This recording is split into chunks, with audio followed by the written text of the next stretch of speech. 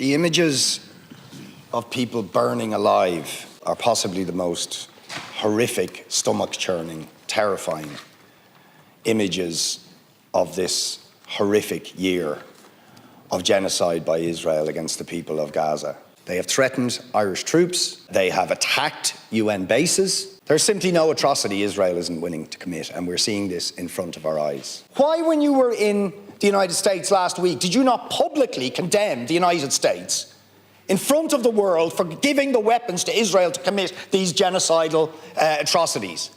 Why don't you now tell them that the US military are not welcome in Shannon Airport while they are arming a genocide to commit these atrocities? What are you going to do to stop munitions going to commit these atrocities and these massacres and these crimes go through Irish airspace? You're speaking out of both sides of your mouth unless you do something on those issues, Taoiseach. I find it so peculiar that it's only when I engage with you that you suggest inaction. When I sit down with the Palestinian president, he thanks me for the actions we're taking on behalf of the Irish people.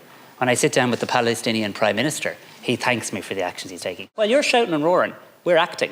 We're acting. I'm not going to Ceann Comhairle accept the charge that this government is not taking action in relation to calling out breaches of international law, standing up for human rights, supporting the people of Palestine, recognising the state of Palestine, and supporting our peacekeepers. And quite frankly, I find it stomach-churning to hear you suggest that we don't do that. The President of the United States knows exactly what Ireland views in relation to this. All levers at all disposal should be used, and all countries should not provide weapons to Israel. Okay? Deputy, please. Weapons to Israel. You voted this House to try and stop me going to even have a conversation. Did you ask him to stop sending weapons? They voted. Did you ask him to stop sending weapons?